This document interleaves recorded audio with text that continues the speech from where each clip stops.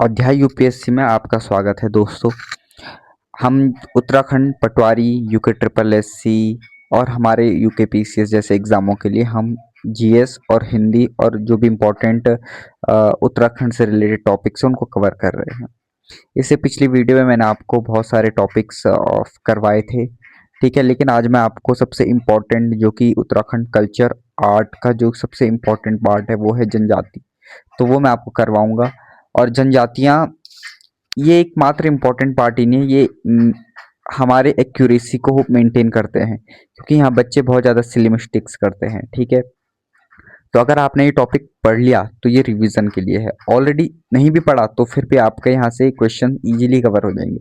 जो मैं आपको बता रहा हूँ इससे बाहर कुछ नहीं आएगा, तो प्लीज़ बने रहिए और जनजातियों वाला ये वाला चैप्टर हम आपको करवाते हैं, ठीक है। तो देखो, जनजातियां यानी स्केड्यूल्ड ट्राइब, ठीक है। क्या स्केड्यूल्ड ट्राइब या शेड्यूल्ड ट्राइब बोलते हैं, ठीक है। तो उत्तराखंड की जो 5 जनजातियां हैं जिनको क्या मिला है, एक तरीके से जनजातियों का दर्जा मिला है, वो ये 5 जनजातियां हैं।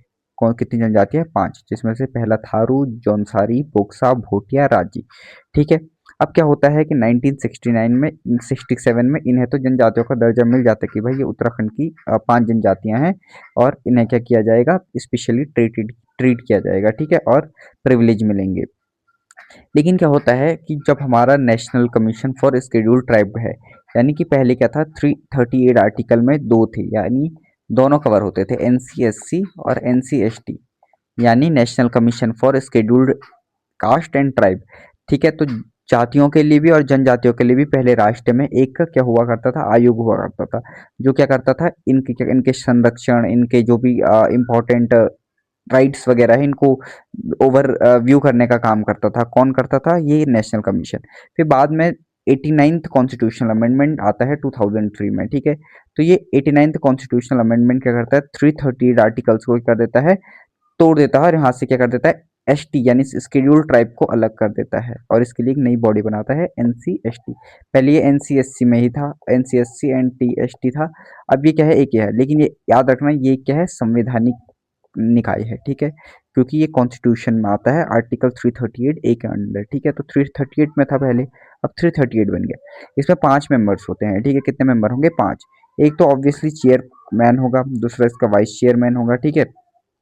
और इसके अलावा 3 मेंबर होते हैं। 3 मेंबर जो होते हैं वो क्या होते हैं, या तो वो यूनियन कैबिनेट, यानी कि केंद्र सरकार के जो कैबिनेट है उसके लेवल का हो, या फिर state minister, minister of state, ठीक है, राज्य मंत्री के बराबर का हो, या फिर क्या हो, सेक्रेटरी, ठीक है, इसकी क्या हो, लेवल का हो, ठीक है। तो 3 साल की टर्म होती है इनकी, एक टर्म 3 साल की होती है, 3 साल तक सर्व करेंगे। फिर अगर दोबारा होगा तो मैक्सिमम 2 साल के लिए 2 बार ही क्या होंगे, ये वो होंगे, 2 टर्म ही इनके क्या होते हैं, अलाउड होते हैं, ठीक है, मैक्सिमम। अब क्या होती है, लोकर समिति आती है 1965 में, ठीक है। लोकर समिति कहती है भाई कि भाई जनजातियां की पहचान के लिए केंद्र सरकार आती है और बोलती है जनजातियों की पहचान करो, तो ये रिकमेंडेशन देती है, और 1967 में इन 5 जनजातियों को एसटी का दर्जा मिल जाता है, ठीक है। राज्य और बुक्स ऐसी जनजाति है जो पीवी टीजीज के अंदर आती है, यानी प्रिमिटिव वल्नरेबल ट्राइबल ग्रुप्स, यानी आदिम जनजातियों के अंदर आती हैं, ठीक है, बहुत ज़्यादा प्रिमिटिव हैं, ठीक है, पिछड़े हैं, ठीक है। तो इनमें था देखो, राजी और बुक्स आते हैं। कौन आते हैं? राजी और बुक्सा। सबसे मिनिमम पॉपुलेशन भी राजी की है, ठीक है। टोटल पॉपुलेशन कितनी है? उत्तराखंड की जितनी पॉपुलेशन है, उत्तराखंड की जितनी पॉपुलेशन है उसकी पॉपुलेशन का 2.9% ही क्या है हमारे पास, ये सारे 5 ट्राइब्स हैं। कितने ट्राइब्स हैं? 5 ट्राइब्स हैं, ठीक है। अब देखो, विधानसभा में इनके लिए एक सीट भी आरक्षित की गई है, किनके लिए? इन जनजातियों के लिए। एक तो नानक मत्ता उधम सिंह नगर, नानक मत्ता उधम सिंह नगर, और दूसरा चक्राता देहरादून में, ठीक है। ये 2 सीटें ऐसी है, विधानसभा, 2 विधानसभा ऐसी है जहां से एसटी लोग ही क्या करेंगे, इलेक्शन में पार्टिसिपेट करेंगे, ठीक है, और इलेक्शन में स्टैंड करके इलेक्शन जीतेंगे, ठीक है। इन्हीं में से बाकी कोई भी अदर कैटेगरी का यहाँ पार्टिसिपेट नहीं कर सकता। एसटी की पॉपुलेशन देखी जाए तो मैक्सिमम थारू है, और दूसरा क्या है, राजी है, जो मिनिमम है। लेकिन अगर एसटी में देखा जाए कि किस जिले में सबसे ज़्यादा मैक्सिमम पॉपुलेशन है, तो उधम सिंह नगर में है, फिर देहरादून में है, फिर पिथौरागढ़ में है, ठीक है। पिथौरागढ़ में कौन रहता है? भोटिया। फिर दूसरा देहरादून में कौन रहता है? जौनसारी। और उधम सिंह नगर में थारू। उधम सिंह नगर में 90% पॉपुलेशन है थारुओं की। फिर रुद्रप्रयाग में है और फिर टिहरी में मिनिमम एस टीज हैं, इनमें अलग अलग, जैसे कि मान लो भूटिया मैक्सिमम ही रहेंगे। ठीक है।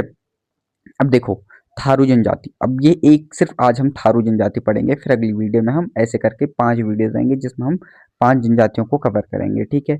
आज सिर्फ थारू पढ़ रहे हैं ताकि आपको शॉर्ट शॉर्ट क्रिस्प में याद रहे। ठीक है। उधम सिंह नगर में मैक्सिमम 90% पॉपुलेशन थारुओं की है।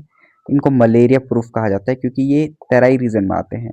तराई रीजन क्या, कौन सा रीजन होता है देखो। और ओके, ये क्या है, हिमालयाज हैं। हिमालय से रिवर आई, और जैसे हिमालय जो शिवालिक के मिडिल हिमालय शिवालिक में नदी आई तो ये भाबर वाला क्षेत्र है। यहाँ से पानी क्या हुआ नीचे, पत्थरों के नीचे, यानी भाबर में क्या कंकड़ कंकड़ बहुत सारा पत्थर है तो यहाँ पानी नीचे चले गया। ठीक है, धरती के नीचे समझ। अब जैसे पानी क्या होगा, फिर री एमर्ज शुरू, यानी दोबारा से पानी ऊपर आना शुरू करेगा। तो ये मिट्टी के रास्ते, मतलब ये धरती से ऊपर आता है तो यहाँ पे रीजन दलदल बन जाता है पूरा, कीचड़ वाला इलाका। तो जब कीचड़ वाला इलाका है, पानी रुका हुआ तो यहाँ मच्छर बहुत होते हैं। मच्छरों ने नहीं, अब ये इस रीजन में रहते हैं, जैसे आपके वहाँ रहते हैं, ये कहाँ, उधम सिंह नगर, किच्छा, ठीक है, खटीमा। तो इन जगहों ये है। क्या होता है कि जब इन्हें ना मच्छर काटते हैं तो ये मच्छरों के लिए इतना वो हो गई कि भाई मच्छर काट रहे, तो इनके अंदर वो इम्यून सिस्टम बन गया है कि अगर मच्छर काटेगी भी ना तो इनकी बॉडी ऑटोमेटिकली क्या करेगा, उनको खत्म कर देगा। जैसे कोरोना वायरस आपको पता ही होगा, लगा वैक्सीन लगा रहे हैं, वैक्सीन से क्या होगा, अगर हमें कोविड हो भी जाता है तो वो वैक्सीन क्या करेगी, एंटीबॉडीज बनाएगी जिससे वो वायरस मर जाएंगे। ठीक है। अब देखो थारू जनजाति तो ये हुआ।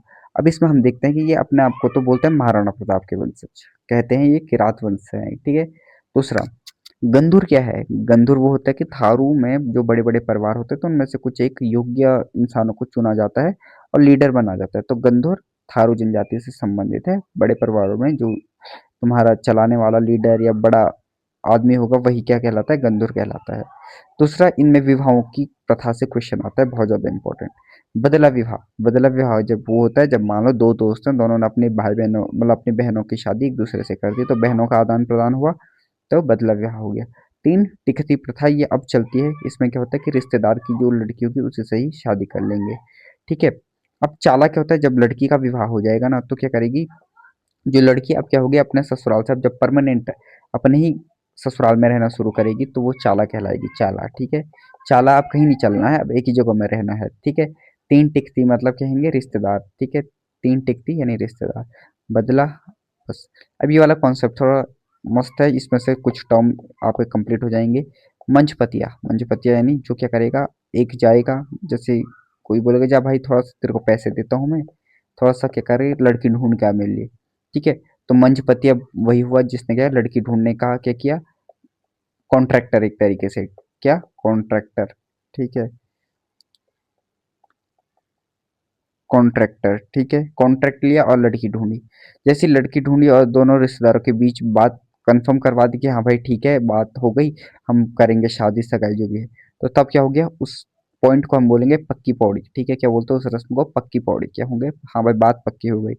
दूसरा, जब क्या होगा, सगाई हो जाएगी, क्या हो जाएगी, सगाई हो जाएगी।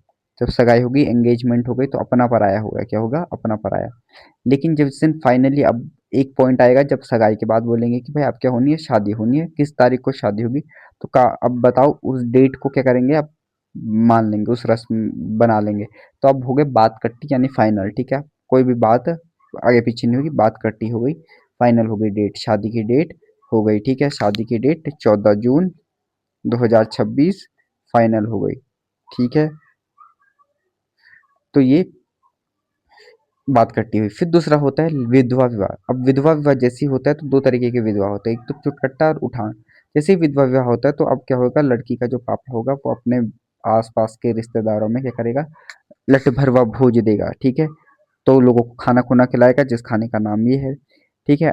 अब क्या होगा, अब एक पॉइंट, एक नाम आता है बग्गी बग्गा खेल। ठीक है, तो ये खेल किससे संबंधित है, थारुओं से संबंधित है। जाड़, व्हाट इज जाड़, जाड़ क्या है। ठीक है, तो जाड़ क्या है, चावल से निर्मित मदिरा है।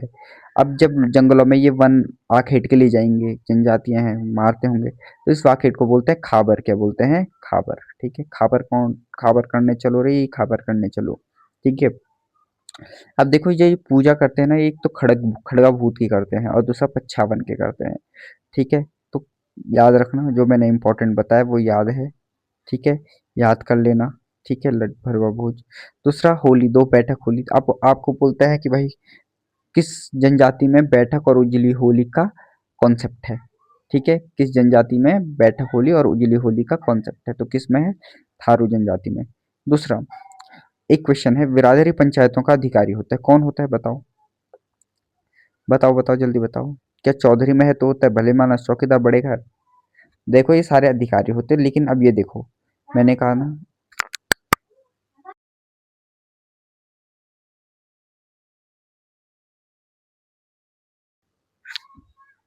Okay sorry. चौधरी और जो महतो होता है ये क्या होता है? Main leader. जैसे मैंने आपको कहा नेशनल कमीशन ऑफ एस्टेट, इसमें चेयरपर्सन है और वाइस चेयरपर्सन है। वैसे ये चेयरपर्सन है। ठीक है, बिरादरी पंचायतों में ये चेयरपर्सन है। और जो इसके असिस्टेंट होंगे वो ये तीन है। ठीक है, यहाँ का नृत्य गीत झुमड़ा है और नृत्य लहचारी। तो लहचारी नृत्य किस जनजाति से संबंधित है? तो ये यहाँ से है। झुमड़ा नृत्य गीत किस जनजाति से संबंधित है? नृत्य। अब यहाँ पे ना थोड़ा महिलाओं, वैसे तो पुरुषसत्तात्मक है, पर यहाँ महिलाओं को क्या मिलता है? थोड़ा सा अधिकार ज़्यादा है। ठीक है, तो यहाँ पे महिलाओं को अधिकार ज़्यादा है। तो इसमें बोला जाता है कि जो महिला है ना, इनको तलाक देने का भी अधिकार है, जिसको हम बोलते हैं उरारी। बोलते हैं उरारी। तो महिलाओं को तलाक देने का अधिकार है, तो उसे उरारी बोलेंगे। दिवाली, यहाँ पे जब दिवाली मनाई जाती है तो ये शौक की तरह दिवाली, मतलब शौक है इनके लिए। दिवाली नहीं मनाते, शौक वो है। ठीक है, तो आपको ये चीज़ें समझ में आ गई होंगी। अगर आपको वीडियो अच्छी लगी, समझ में आया, तो please like share and subscribe please. बहुत ईजी है। इतने कॉन्सेप्ट बहुत बड़ा लोग कॉन्सेप्ट बना देते हैं, बट इतना नहीं है, ज़्यादा आपको सोचने की ज़रूरत नहीं है। बट याद रखना पूरी जनजाति का 2.9% है। ठीक है, अपना पराया क्या है, गंधुर क्या है। ठीक है, ये चीज़ याद रखना। चाला क्या है, परमानेंट वाइफ बन गई। ठीक है, शादी मैंने आपको इतने अच्छे कॉन्सेप्ट बताया, आप शादी कभी नहीं भूलोगे।